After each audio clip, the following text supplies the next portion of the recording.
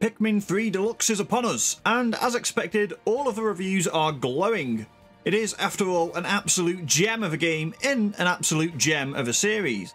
And I sincerely hope that the Switch's larger install base means that this wonderful strategy franchise will finally get the audience it so richly deserves.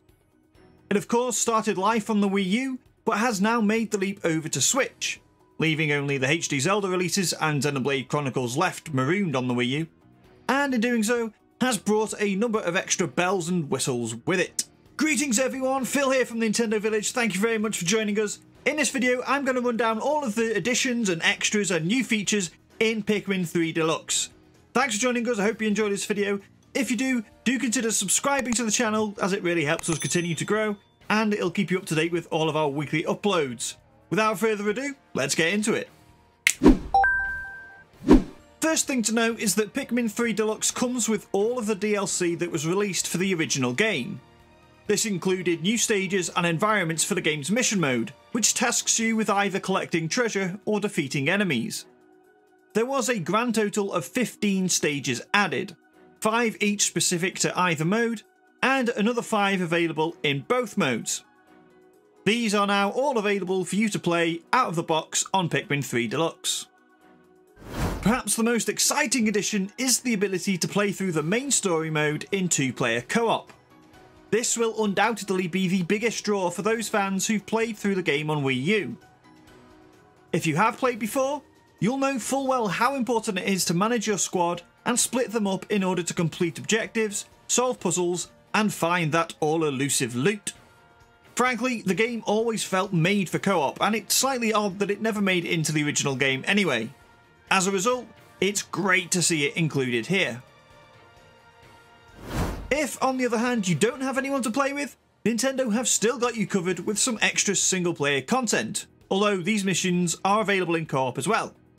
Bookending the main campaign, in which you play as Captain Charlie, Alf and Brittany, these prologue and epilogue missions will see you take control of Captain Olimar and Captain Louie, the protagonists from the first and second games respectively. Without giving too much away, these new side missions should shed some more light on Olimar and Louie's role in the main story. Whether you're playing alone or with a friend, the controls have now been tweaked to make aiming and throwing your Pikmin a little bit easier. Fans of the original Pikmin 3 rave about the update that added Wii Remote pointer controls, and if you're one of those people, you'll be happy to know that gyro controls have indeed made it into the new version of the game. You've got the option of full gyro aiming, or the ability to control aiming primarily with the right stick and make slight tweaks with gyro a la Splatoon. Plus, there's now a solid lock-on feature to make targeting enemies, treasure, fruit and pellets alike a whole lot easier. Speaking of making things easier, the game also features a new hint system to make it a little simpler to progress. This should be a great addition for younger gamers or those new to the franchise, as will the new difficulty settings. Normal here is actually an easy mode, with a longer day cycle to give you extra time to solve the game's challenges. Hard mode is akin to the original, whilst the new Ultra Spicy mode offers an additional challenge for Pikmin veterans.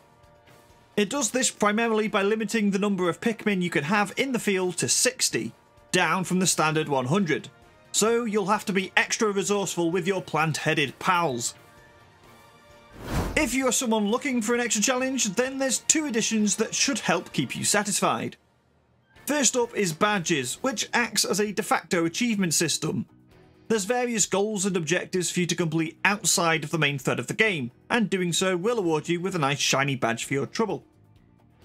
Most excitingly though is the return of the Piklopedia. This originally showed up in Pikmin 2 back on the GameCube, yet was sadly absent from the original release of Pikmin 3. Happily, it's back in all its glory for the deluxe version of the game. Much like the encyclopedia in Breath of the Wild, you can fill it up with information about all the weird and wonderful creatures you come across. However, rather than snapping a picture, you've got to defeat the creatures in battle. Needless to say, there's tons for completionists to be excited about. So there you have it guys, those are all the additions, tweaks and changes to Pikmin 3 Deluxe. If you're on the fence about the game, I highly recommend you go and check out the free demo on the eShop. Honestly, it's fantastic, you won't regret it. Thank you very much for watching. I hope you enjoyed this video. If you did, we've got tons of other cool stuff here on the channel. Why not go and check out this video about Pikmin 4? And while you're at it, don't forget to subscribe too to stay up to date with all of our weekly uploads. Don't forget to check out thenintendovillage.com for more Nintendo news, reviews, features, podcasts and all that cool stuff. Thanks again for watching. I'll catch you all next time.